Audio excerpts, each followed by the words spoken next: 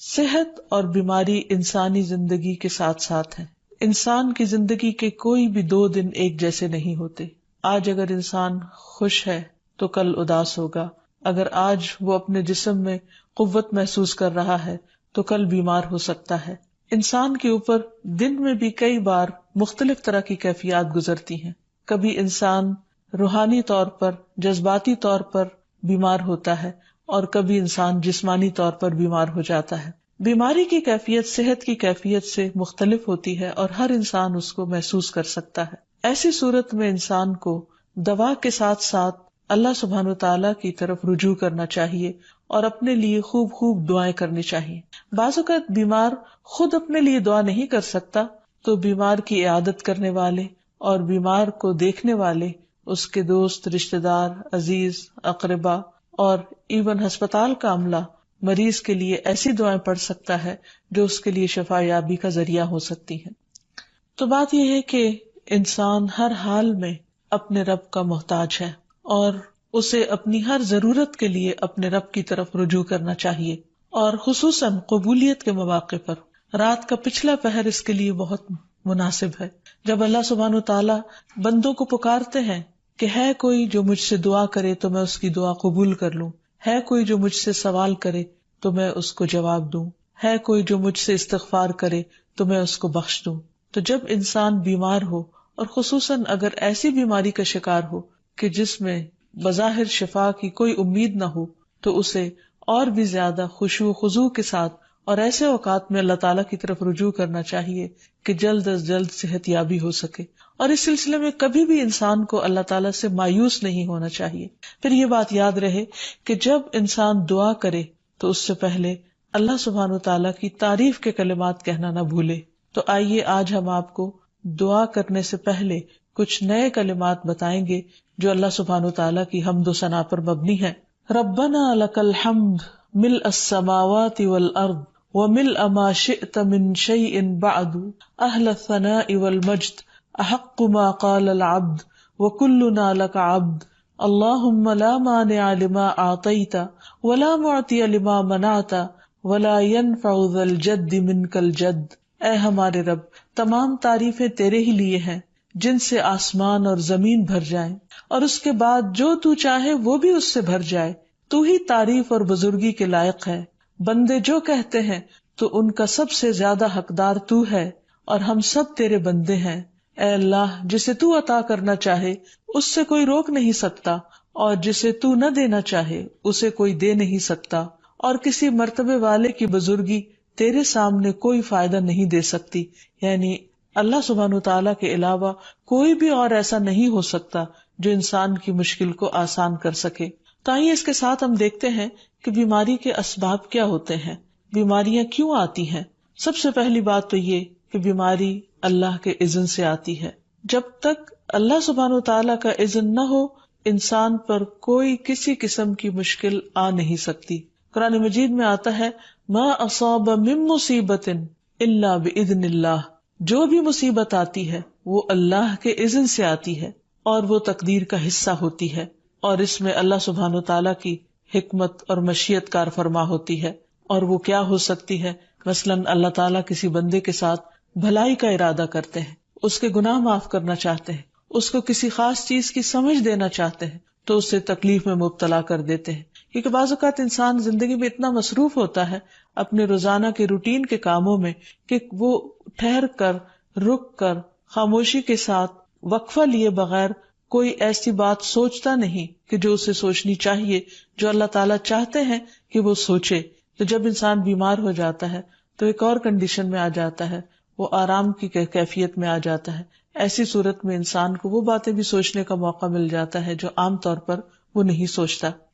پھر اسی طرح ہمیں ہمارا دین یہ بھی بتاتا ہے کہ بعض اوقات انسان پر بیماری یا کوئی بھی تکلیف اس کے اپنے ہاتھوں کی کمائی سے آتی ہے، یعنی اس کا اپنا کوئی گناہ یا قصور ہوتا ہے جس کی بنا پر اسے وہ تکلیف پہنچتی ہے. قرآن مجید میں آتا ہے وَمَا أَصَابَكُم مِّن مُّصِيبَةٍ فَبِمَا كَسَبَتْ أَيْدِيكُمْ وَيَعْفُو عَن كَثِيرٍ. اور تمہیں جو بھی مصیبت پہنچی تو وہ اس وجہ سے ہے جو تمہارے ہاتھوں نے کمایا، اور وہ بہت سی چیزوں سے درگزر کر جاتا ہے. اسی طرح بعض اوقات انسان کی بیماریاں اس کے کسی گناہ کا نتیجہ ہوتی ہیں۔ عمر رضی اللہ عنہ نے جب عباس رضی اللہ عنہ سے بارش کی دعا کرنے کے لیے کہا تو انہوں نے کہا، اے اللہ، بے شک مصیبتیں گناہوں کی وجہ سے ہی نازل ہوتی ہیں اور انہیں صرف توبہ ہٹا سکتی ہے۔ پھر اسی طرح ایک اور روایت میں آتا ہے، رسول اللہ صلی اللہ علیہ وسلم نے فرمایا، جب بھی کسی رگ یا آنکھ کو نقصان پہنچتا ہے تو وہ کسی نہ کسی گناہ کی وجہ سے ہوتا ہے، لیکن جو تکالیف اللہ تعالیٰ ویسے ہی ٹالتا رہتا ہے وہ کہیں زیادہ ہو جاتی ہیں۔ پھر اسی طرح بعض بیماریاں انسانوں کے اعلانیہ گناہوں کی وجہ سے بھی ہوتی ہیں، جیسے کہ ایک حدیث میں آتا ہے، جب کسی قوم میں بدکاری عام ہو جاتی ہے اور وہ اعلانیہ اس کا ارتکاب کرتے ہیں تو ان میں طاعون اور ایسی مختلف بیماریاں پھیل جاتی ہیں جو کہ ان سے پہلے گزرے ہوئے لوگوں میں نہ تھی۔ ابو امامہ باہلی سے روایت ہے کہ نبی صلی اللہ علیہ وسلم نے فرمایا، جس بندے کو بھی بیماری سے پچھاڑ دیا گیا ہو تو اللہ تعالیٰ اسے جب بیماری سے اٹھاتا ہے تو وہ پاک ہوتا ہے۔ تو یہ ایک حقیقت ہے کہ انسان کے گناہ اس کے لیے مشکلات کا سبب بنتے ہیں۔ امام ابن القیم الجوزیہ لکھتے ہیں، ان کی ایک مشہور کتاب ہے الداء والدواء، بیماریاں اور علاج، اس میں وہ کہتے ہیں کہ کوئی بھی گناہ ایسا نہیں کہ جس کے اثرات نہ ہوں۔ انسان سے چھوٹی یا بڑی جو بھی کوئی غلطی صادر ہوتی ہے اس کے نتیجے میں کچھ نہ کچھ اثرات اس کی زندگی پر ضرور پڑتے ہیں۔ ہاں، اگر اللہ تعالیٰ معاف کر دے تو وہ اور بات ہے، ورنہ ہر گناہ کی ایک تاثیر ہوتی ہے، اور ان تاثیرات میں سے ایک چیز یہ ہے کہ انسان مختلف قسم کی بیماریوں میں مبتلا ہو جاتا ہے۔ اسی لیے ہم دیکھتے ہیں کہ جب انسان بیماری میں مبتلا ہوتا ہے تو اللہ تعالیٰ اس بیماری کو اس کے گناہوں کا کفارہ بنا دیتے ہیں۔ جیسے حدیث میں آتا ہے کہ جس مسلمان کو کانٹا چبھے یا اس سے زیادہ کوئی تکلیف پہنچتی ہے تو اللہ تعالیٰ اس کے ذریعے اس کے گناہوں کو اس طرح دور کر دیتا ہے جس طرح درخت سے اس کے پتے جھڑتے ہیں۔ تو اس سے ہمیں یہ پتہ چلتا ہے کہ بیماریوں کے آنے کے مختلف اسباب ہوتے ہیں۔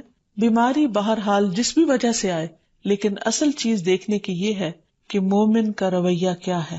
مومن کو اگر کوئی کانٹا بھی چبھتا ہے تو وہ اس پر صبر کرتا ہے۔ اس لیے بیماری یا تکلیف کے آنے پر انسان کو اللہ سے راضی رہنا چاہیے، شکوہ نہیں کرنا چاہیے، کیونکہ جو اللہ سے راضی ہو جاتا ہے کسی آزمائش پر، اللہ تعالیٰ بھی اس سے راضی ہو جاتا ہے۔ پھر اسی طرح اللہ تعالیٰ کا شکر ادا کرنا چاہیے، کیونکہ بیماری اس سے زیادہ شدید بھی ہو سکتی تھی، لہٰذا انسان کو اللہ تعالیٰ جس حال میں رکھے انسان اس پر شکر گزار رہے۔ پھر یہ کہ انسان کسی بھی بیماری میں کسی بھی قسم کی ہو اور زندگی کے کسی بھی حصے میں ہو، اس میں مایوس نہ ہو، پر امید رہے کہ بیماری دور ہو جائے گی۔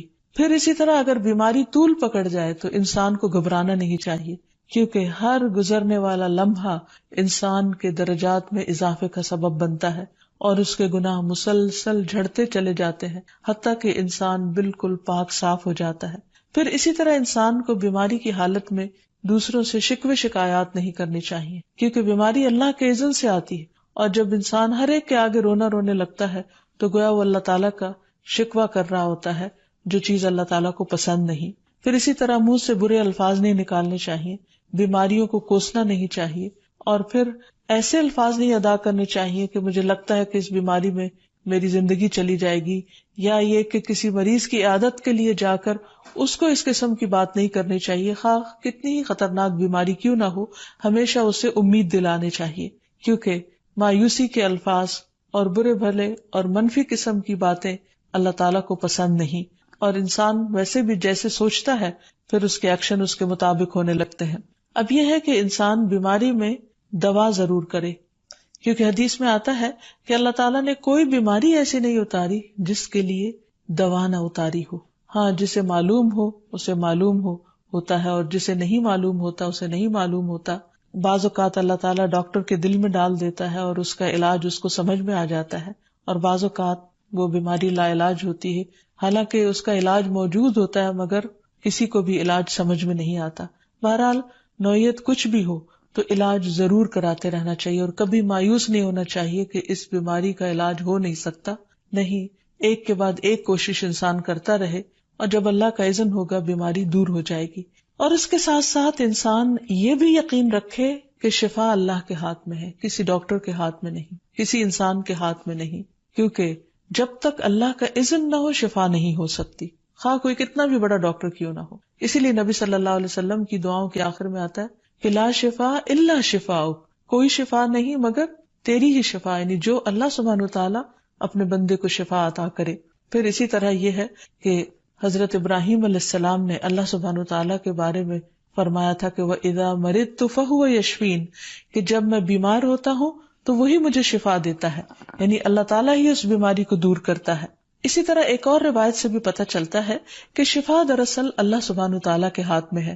حضرت عائشہ سے مروی ہے کہ رسول اللہ صلی اللہ علیہ وسلم دم کیا کرتے تھے اور یہ دعا پڑھتے تھے امسح البأس رب الناس بیدک الشفاء لا یکشف الکرب الا انت، اے لوگوں کے رب تکلیف کو دور کر دے، تیرے ہی ہاتھ میں شفا ہے، تیرے سوا اس کو دور کرنے والا اور کوئی بھی نہیں. پھر اسی طرح انسان جب کسی بیمار کی عیادت کے لیے جائے تو اس پر بھی دعا پڑھے اور اس کے لیے دعا کرے.